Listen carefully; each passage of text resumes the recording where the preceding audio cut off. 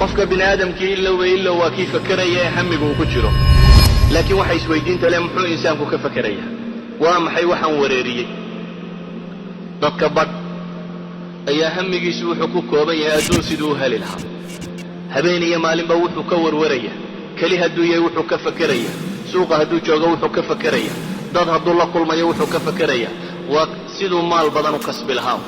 caqligiisoo dhan hamiga ku jira waxa weeyaan maal badan siduu u kasbi lahaa iyo duruqdii siduu u tanwiicin lahaa, waddooyin kala jaada. hadduu waddadii hore waxoogaa ku helay siduu baabab kalena u furi lahaa uu hanti badan u helo. dadka badh baa hamigiisu wuxuu ku kooban yahay islaan iyo 4 carruuroo ay dhashay siduu arsaaq ugu raadin lahaa. xaaskiisii iyo dhowrkii carruure uu hayay ayuunbaa hamigiisuba wareeriyey. intaasi iyo sidii loogu baadi dooni lahaa waxay cunaan ayaa hamiga ugu badani uu ku sugan yahay. dadka badh baa hamigiisu waxa laga yaabaa inuu ku dawaqsan yahay siduu u guursan lahaaba. hamiga ugu badane maskaxdiisa ku jira uu yahay hamu ziwaaj iyo siduu u guursan lahaa. badh baa laga yaabaa hamiga hayaa inuu yahay hamu binaa'i ilbayt, guri siduu u dhisan lahaa. reerkii iyo carruurtii wuu hayaa, biilkiina wuu hayaa. ee waxa werwergeliyey ee uu aadka uga warwarsan yahay waa siduu wax u dhisan lahaa ama guri siduu u dhisan lahaa. idan insaanku waa hamaam, waana kii warwaraya mar kastaba maskaxdiisu ay wax ka guuxayaan. laakiin waxa kala gedisan waxa ka guuxaya.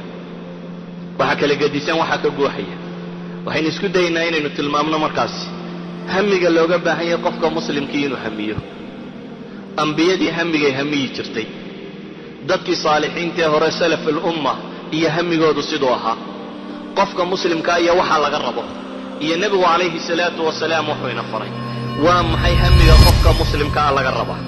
waxaan leenahay qofka muslimkaa waxaa laga rabaa hamigiisu inuu noqdo hamiga ugu weyn ee uu leeyahay inuu noqdo number 1 aakhira iyo waxa alle u dhowaynaya. inuu noqdo hami lumma, ummadda muslimka uu ka dhashay iyo hamigeeda inuu xambaaro.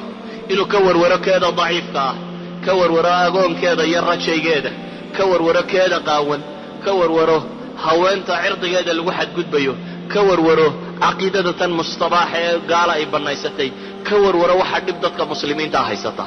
hada huwa alhami laga rabo qofka mu'minkii inuu la noolaado. hamiga u baahan waayo maxaynu u leenahay kan insaanku waxaad ogaataa waxa caqligiisa ku soo noqnoqda ayuunbuu ka midha dhaliya. waxa caqligaaga ku soo laalaadma ee dib ugu soo noqnoqda midhaheedana waa la gaadhaa, akhiiran waa la gaadhaa.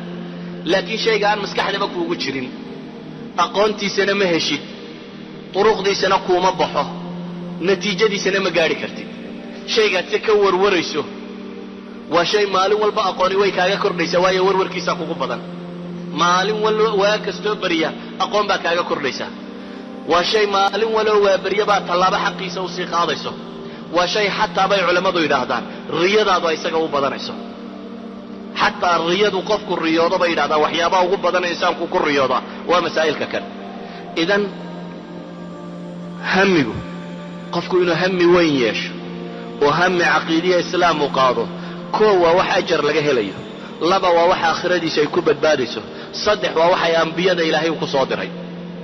walidaalika nabigu calayhi salaatu wasalaam xadiistii saxiixa ayd waa kii ku tilmaamayey ina bilmadiinati aqwaama maa qatactum waadiya walaa sirtum sayra ilaa wahuwa macakum. nabigu calayhi salaatu wasalaam isagoo jihaad u baxay buu haddana wuxuu yidhi madiine waxa jooga buu nabigu yidhi duul aydan dooxa ka gudbin ama aydan socod soconin ilaa iyo way idinla socdeen mooyaane buu nabigu leeyahay calayhi salaatu wasalaam. haddana wuxuu nabigu ku sheegayaa madiinay joogaan. jihaadka socodkaa u socoteen iyo waadiyadaad jarayseen iyo waxaa meel marayseen oo dhanna maciinay ahaayeen buu nabigu yidhi calayhi salaatu wasalaam. saxaabadii waxay yaabeenoo waxay idhahdeen qaaluu wahum bilmadiina, ilaahay rasuulkiisiiyo kuwaasi ma maca iyaga bay ahaayeen iyagoo weli iyagu madiine haddana ku sugan ayay sida tan nala mid yihiin. qaala nacam xabasahum alcudru buu nabigu yidhi calayhi salaatu wasalaam. maciinay ahaayeen waayo cudurdaarka unbaa reebay mooyaane duul mahmuumiinoo qadiyadda tani caqligooda ay ku weyn tahay ayay ahaayeen. waxaa loo baahan yahay qofka muslimkii inuu xambaaro hamiga ummadda. walidaalika ilaahay ambiyuu soo diri jiray, laakiin maxaa lagu soo diri jiray iyagoo xambaarsan hami ummadeed. ambiyadu waxay yimaadaan iyagoo loogu talagalay maxay inay ka hor yimaadaan bini aadamkii markaa noolaa dhammaantood oo dhan. waa qof qura oo aan cidina la soconin laakiin xambaarsan fikrad iyo hami iyo qami odhanaya inuu mujtamaca dhammaantii ka hor yimaado waayo mujtamacoo dhammi dalaal bay ku sugan yihin hamigaa weyne ay xambaarsanayeen daraaddeed bay habeen iyo maalinba u soo jeedeen ayay ku dadaalayeen waanay ka midho dhalinayeen qofku inuu hamiga weyn xambaaraa waxay abuurtaa inay daaqada qofka enerjiga qofka bini aadamka awood buu leeyahay ku kaydsan awooddu ma dilaacdo qofka bini aadamka ku kaydsani ilaa iyo inuu humuumtani ku badato uu u baahdo mooyaane